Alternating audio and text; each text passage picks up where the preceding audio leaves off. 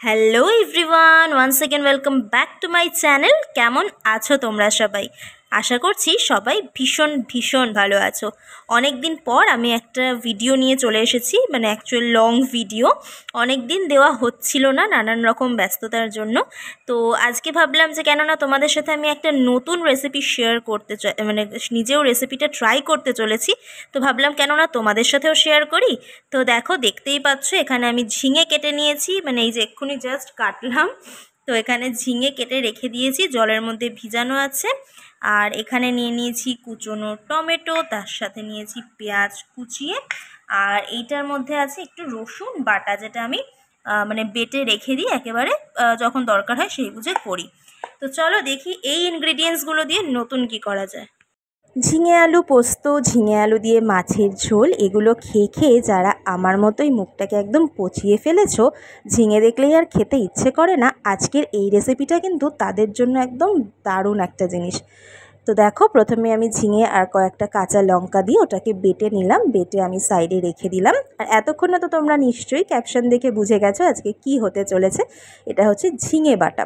তো যারা যারা খেয়েছো তারা তো জানোই যে এর কি স্বাদ, আর যারা যারা এখনও অবধি খাওনি তারা আশা করছি আজকের এই ভিডিওটা দেখার পর অবশ্যই বাড়িতে ট্রাই করবে, আর করে আবার আমাকে কমেন্টের মাধ্যমে থ্যাংক ইউ তো অবশ্যই জানাবে যে এত সুন্দর একটা রেসিপি তোমাদের সাথে শেয়ার করলাম বলে।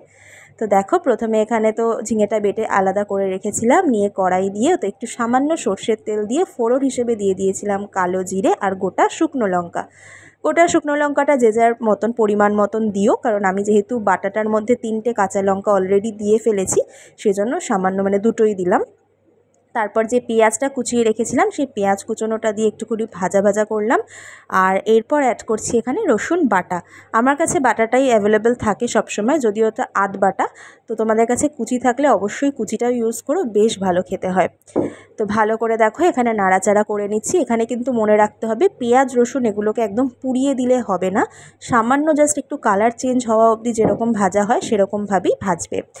আর এবার বলি, এই যে টমেটো কুচিটা আমি দিলাম এটা কিন্তু একদমই অপশনাল, মানে আমার টমেটোর ফ্লেভার খুব ভালো লাগে, হালকা একটু টকটক এই বাটাটা আমার খেতে ভালো লাগে, সেই জন্য আমি দিলাম। একদম টক মিষ্টি একটা ব্যাপার হয়। যদি তোমাদের ভালো না লাগে বাটাবুটিতে টমেটো, তাহলে সেক্ষেত্রে না দিলেও পারো।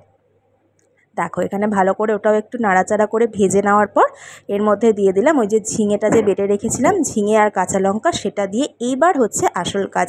এটাকে কিন্তু ভীষণ ধৈর্য নিয়ে ভালোভাবে আস্তে আস্তে নাড়াচাড়া করে করে একদম বাটার কনসিস্টেন্সিতে আনতে হবে। তো নাড়াচাড়া করার পর দেখো এখানে আমি মেশাচ্ছি হলুদ গুঁড়ো আর শুকনো লঙ্কার গুঁড়ো, সেই ঝাল অনুযায়ী। আর এই ক্ষেত্রে এখনও কিন্তু দেখো আমি নুন চিনি কিছুই অ্যাড করিনি, তো সেটা তোমরাও করবে না। তো যাই হোক, এই যে ভালো করে নাড়াচ্ছি, এই নাড়ানোর সময় কিন্তু ভীষণ ধ্যান রাখতে হবে, কারণ এটা প্রচণ্ড যেহেতু একদম তোমার জল জলের মতন হয়, সেজন্য কিন্তু প্রচণ্ড গায়ে ফোটার সম্ভাবনা থাকে। তো এই সময় যখন আমি এটাকে মিক্স করছি ভালো করে, তখন কিন্তু গ্যাস একদম সিমে রাখতে হবে। আর এই প্রসেসটা কিন্তু চলবে তোমার অলমোস্ট 5 মিনিট মতন লেগে গেছিলো আমার, যেহেতু আমার ঝিঙের পরিমাণটা অনেকটা বেশি ছিল। বারবার ঢাকনা খুলে এটাকে আবার নাড়ছি, নেড়ে আবার ঢাকনা দিচ্ছি, আবার খুলছি। তো এইভাবে করতে করতে দেখতেই পাচ্ছ যে কতটা কনসিস্টেন্সি ছিল, এখন কতটা পরিমাণে এসেছে।